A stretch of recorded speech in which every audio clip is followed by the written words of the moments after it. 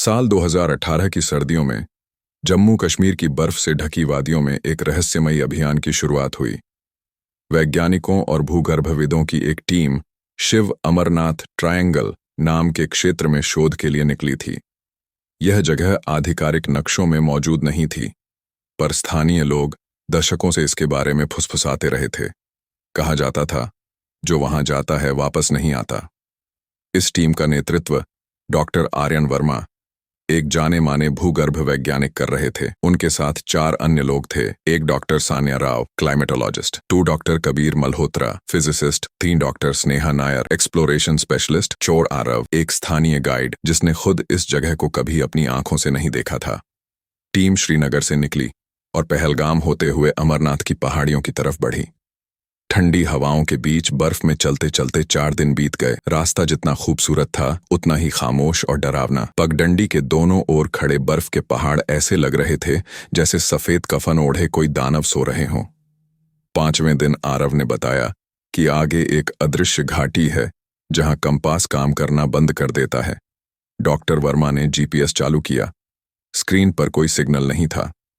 Doctor Kabir ने अपने वैज्ञानिक उपकरणों से माप लिया और कहा, यह कोई चुंबकीय असंतुलन नहीं, कुछ और है, जैसे यहां समय खुद धीमा हो गया हो। शाम होते होते टीम ने एक कैंप लगाया। रात को हवा में अजीब सी गंध फैल गई, बर्फ की नहीं, कुछ जली हुई मांस जैसी। डॉक्टर सान्या ने नोट किया कि तापमान अचानक 5 डिग्री बढ़ गया है। उसी वक्त आरव ने एक पत्थर के नीचे से एक लोहे का टुकड़ा निकाला। उस पर कुछ संस्कृत के श्लोक खुदे हुए थे। न कालो न मृत्यु, यहां समय नहीं, मृत्यु नहीं। डॉक्टर वर्मा ने कहा, यह जगह सिर्फ भौतिक नहीं है, यह किसी और नियम से चलती है। रात गहराई और सब सो गए। अचानक 3 बजे डॉक्टर स्नेहा की चीख गूंजी। सब भागे। उसका टेंट खाली था। जमीन पर बस बर्फ के ऊपर जलते हुए छोटे छोटे नीले निशान थे, जैसे किसी ने पैर से आग के निशान छोड़े हों। डॉक्टर वर्मा ने टीम को संभाला, कोई घबराए नहीं, हमें उसे ढूंढना होगा। उन्होंने टॉर्चें लीं और घाटी के अंदर बढ़े। वहां बर्फ पिघलने लगी थी, जबकि बाकी इलाका 0 से नीचे तापमान पर था। डॉक्टर कबीर ने दीवारों पर हाथ लगाया। दीवारें ठंडी नहीं, गर्म थीं। अचानक हवा में एक आवाज आई, बहुत धीमी, जैसे कोई संस्कृत में मंत्र पढ़ रहा हो। त्रिलोक्यम पातालम मोक्षम नास्ति, तीनों लोकों के पार, यहाँ मुक्ति नहीं। डॉक्टर सान्या की सांसें तेज हो गईं। उसने रिकॉर्डर चालू किया, लेकिन रिकॉर्डिंग में बस एक तेज स्टैटिक नॉइज थी, जैसे रेडियो में किसी मृत चैनल की गूंज। तभी आरव चिल्लाया, वो देखो! सामने घाटी के बीचों बीच एक विशाल त्रिभुजाकार खड्ड थी, मानो धरती खुद खुल गई हो। अंदर से नीली रोशनी उठ रही थी। डॉक्टर वर्मा ने कैमरा उठाया, लेकिन लेंस के सामने आते ही स्क्रीन काली हो गई। कोई तस्वीर कैप्चर नहीं हो रही थी। डॉक्टर कबीर ने पत्थर फेंका, पर वह नीचे नहीं गया, बीच में रुक गया और गायब हो गया। यह गुरुत्वाकर्षण नहीं, यह कुछ और है। यह जगह खुद वास्तविकता को मोड़ रही है। डॉक्टर कबीर ने कहा। रात की ठंड अब गर्मी में बदल गई थी। बर्फ पिघलने लगी और एक झोंके में हवा में राख सी उड़ने लगी। अचानक किसी की परछाई दिखाई दी। डॉक्टर स्नेहा, वो घाटी के उस पार खड़ी थी, लेकिन कुछ अलग लग रही थी। चेहरा सफेद, आंखें बिना पुतलियों के, जैसे किसी ने आत्मा खींच ली हो। उसने होंठ खोले, पर आवाज नहीं निकली, बस हल्की सी धुएं की परत बाहर निकली। डॉक्टर वर्मा आगे बढ़े, लेकिन जैसे ही उन्होंने कदम रखा, पूरा जमीन का टुकड़ा हिल गया। एक तेज रोशनी चमकी और अगले ही पल सब कुछ अंधेरा। सुबह जब सूरज निकला तो टीम में सिर्फ 3 लोग बचे थे। डॉक्टर स्नेहा गायब थी। आरव बेहोश पड़ा था। डॉक्टर सान्या की आंखें खुली थीं, लेकिन वो कुछ देख नहीं पा रही थी। डॉक्टर वर्मा ने घड़ी देखी। रात 3 बजे का वक्त था, जबकि सूरज सिर पर था। समय यहाँ रुक नहीं रहा था, वो उल्टा चल रहा था। सुबह की ठंडी रोशनी में जब डॉक्टर वर्मा की आंखें खुली, चारों ओर सन्नाटा था। बर्फ पर सूरज की किरणें पड़ रही थीं, लेकिन उनके शरीर को कोई गर्माहट महसूस नहीं हो रही थी। डॉक्टर सान्या पत्थर के पास बैठी थी। उसकी आंखें खुली थीं, मगर उनमें जीवन नहीं था। वह देख सकती थी, पर किसी को पहचान नहीं पा रही थी। हम कहाँ हैं? उसने बुदबुदाया। डॉक्टर वर्मा ने कंपास निकाला। सुई एक ही जगह कांप रही थी। उन्होंने कहा, हम उसी जगह हैं, लेकिन समय अब हमारे साथ नहीं चल रहा। आरव होश में आ गया था। उसने कहा, मैंने रात को देखा, स्नेहा जी नहीं थी, कोई और था उनकी जगह। वो चेहरा वैसा नहीं था। उसकी आवाज कांप रही थी। डॉक्टर कबीर ने घाटी की दिशा में देखा, जहां वो नीली रोशनी थी।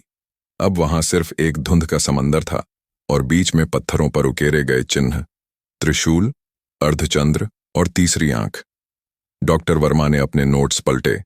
उनमें लिखा था कि 1803 में एक ब्रिटिश एक्सप्लोरर ने भी इसी जगह का जिक्र किया था।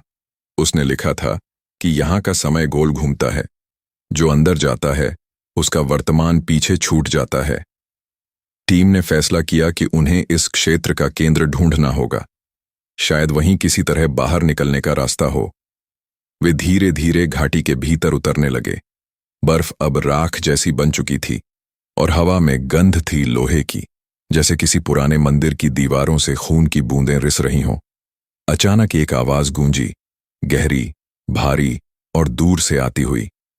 मृत्यु यहां नहीं ठहरती, यहां आत्मा ठहरती है। सबने एक दूसरे की ओर देखा। कोई नहीं बोला।